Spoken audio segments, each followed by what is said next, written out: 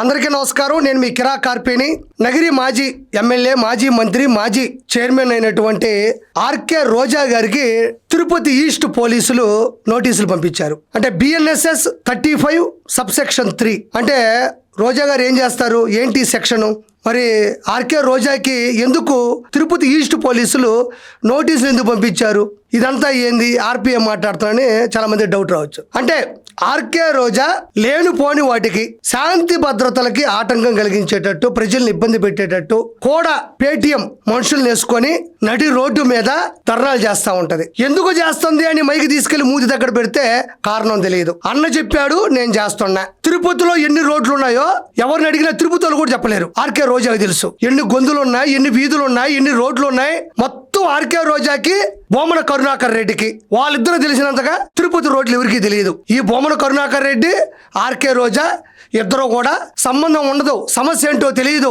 వీళ్ళే సమస్య జనాలకి. రోడ్ల మీద అట్టపెట్టికి అంత కర్ర తగిలించుకొని తిరగతా ఉంటారు. ప్రజలకి ఏదో గొప్ప సేవ చేసేవాళ్ళ మాదిరిగా వీళ్ళు సంస్కృతి సాంప్రదాయాలకి నిలువెత్తు ఆదర్శం మాదిరిగా తిరుగుతూ ఉంటారు. మరి బొమ్మన కరుణాకర్ రెడ్డి కూడా బిఎన్ఎస్ఎస్ 35 సబ్సెక్షన్ 3 కింద నోటీసులు ఇచ్చారు. ఈ నెల 30 ఉదయాన్నే 10 గంటలకల్లా ఇద్దరు కూడా టిఫిన్ చేసేసి పోలీస్ స్టేషన్కి వెళ్ళాలా. పూర్తి దర్యాప్తు కింద విచారణలో భాగంగా ప్రశ్నలు అడుగుతారు. ఎందుకు చేస్తున్నారు, కారణం ఏంటి, దీని వెనక ఎవరున్నారు, మీకేమంత బాధ వచ్చింది, ఇంట్లో గొట్టాలు ఉన్నాయి కదా, ఆడ మాట్లాడుకోవచ్చు కదా.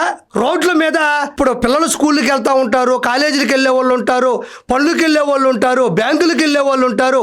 మనిషి మనుగడలో రకరకాల ప్రదేశాలకి రకరకాలుగా మనిషి తరలి వెళ్తూ ఉంటాడు. వాటికి కావాల్సిందే రోడ్లు.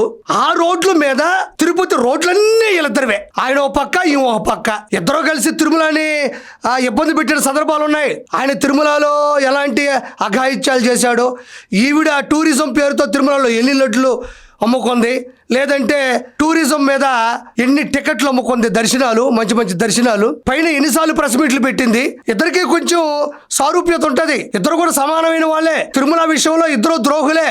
అదిగాక తిరుపతిలో యాడ రోడ్డు కనబడితే అక్కడ 10 మందిని వేసుకొని అడ్డదిడ్డంగా అట్టపెట్టులు పట్టుకొని ఎందుకు చేస్తారో తెలియదు. పైనుంచి ఫోన్ వచ్చింది, పోతా ఉంటారు ముందుకంతే. సడన్ గా కింద కూర్చుంటారు, కాసేపు అరుస్తారు, సడన్ గా లేస్తారు, పరిగెత్తుకుంటా పోతారు. ఇక్కడ షూటింగ్లు, ఈవెంట్లు, సినిమాలు, సీరియల్ చేసిందనుకో, ఒక్కరోజు ఖాళీ వచ్చినా ఆడి ఫోన్ చేస్తది, అట్టపెట్టి కర్ర గట్టో నేను వస్తున్నా, రోడ్డు బైఠాయించడం. మరి కూటమి ప్రభుత్వం సీరియస్ అయింది ఈ విషయంలో.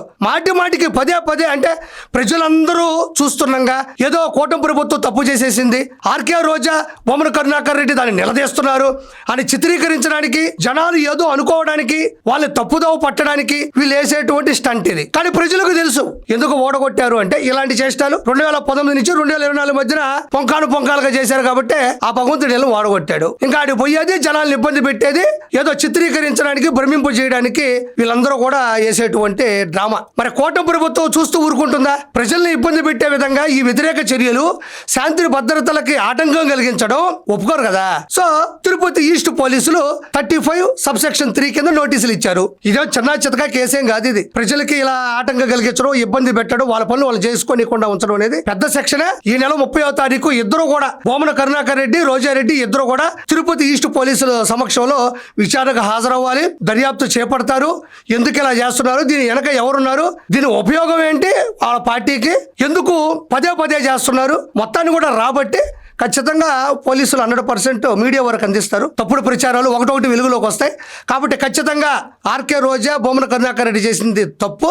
కారణం లేకుండా, పర్మిషన్ తీసుకోలేదు ఎందుకు దగ్గరికి వెళ్తే పోలీసులు మా మీద కక్ష సాధింపులు, వ్యక్తిగత కక్షలు, మాకు ఫ్రీడమ్ లేదా, మేము మాట్లాడకూడదా, మేము రోడ్ల మీదకి రాకూడదా అంటారు. పర్మిషన్ లేకుండా, ఏ ఇంటిమేషన్ లేకుండా పొలవమని రోడ్ల మీదకి వస్తే పోలీసులు అడ్డగిస్తే పోలీసులు మళ్ళీ మా మీద తిరగబడుతున్నారు. పూర్తిగా ఇది పోలీసుల వైఫల్యం, కూటమి ప్రభుత్వం వైఫల్యం. హోమ్ మినిస్టర్ అనిత గారు కరెక్ట్ కాదు, వెంటనే రిజైన్ చేయాలి అని చెప్తూ ఉంటారు. కాబట్టి 30వ తారీఖు వరకు మనం వెయిట్ చేయాలి. ఖచ్చితంగా నోటీసులు ఇచ్చారు, ఖచ్చితంగా వీళ్ళ మీద చర్యలు ఉంటాయి. Thank you so much.